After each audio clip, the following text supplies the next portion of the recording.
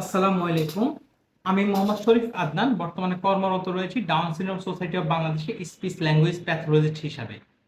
আমরা পূর্ববর্তী ভিডিওতে ডাউন সিনড্রোম কি, ডাউন সিনড্রোমের প্রকারভেদ এবং কি তা নিয়ে আলোচনা করেছি।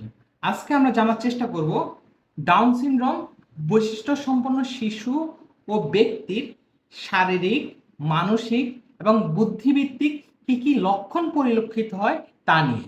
চলুন আমরা শুরু করি। ডাউন সিনড্রোম বৈশিষ্ট্য সম্পন্ন শিশু বা ব্যক্তির বিভিন্ন ধরনের শারীরিক, মানসিক এবং বুদ্ধিভিত্তিক সীমাবদ্ধতা বা প্রতিবন্ধকতা লক্ষ্য করা যায়।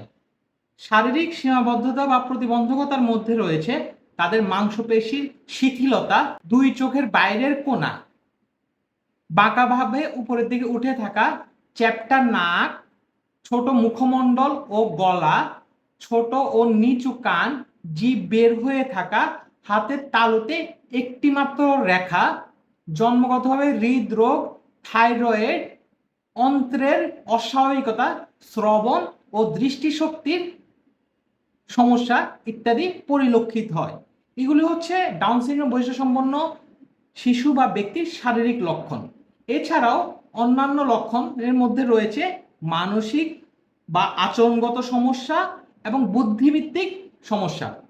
ডাউন সিনড্রোম বৈশিষ্ট্য সম্পন্ন শিশু বা ব্যক্তির মানসিক বা আচরণগত লক্ষণগুলির মধ্যে রয়েছে ডাউন সিনড্রোম বৈশিষ্ট্য সম্পন্ন শিশু বা ব্যক্তিরা অত্যন্ত সোশ্যাল হয় এবং তারা আপনার সঙ্গে এমনভাবে মিশে যাবে মনে হয় যেন তারা আপনাকে অনেক দিন থেকে চিনে, খুশি হয়। কিন্তু কিছু ডাউন সিনড্রোম বৈশিষ্ট্য সম্পন্ন কিশোর বা কিশোরীদের মধ্যে একটা নির্দিষ্ট বয়সের পরে তাদের মধ্যে down syndrome regression disorder develop করে। এর ফলশ্রুতিতে তাদের পূর্ববর্তী যেসব দক্ষতাগুলি অর্জিত হয় তা ধীরে ধীরে হ্রাস পেতে থাকে।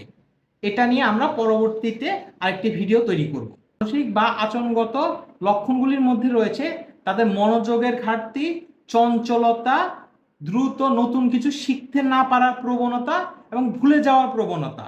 ডাউন সিনড্রোম আক্রান্ত প্রাপ্তবয়স্ক একজন তরুণের বুদ্ধিমত্তা প্রায় 8 থেকে 9 বছরের একজন শিশু বুদ্ধিমত্তার সমান হয়ে থাকে। তাদের আইকিউ লেভেল সাধারণত 55 থেকে 70 এই রেঞ্জের হয়ে থাকে।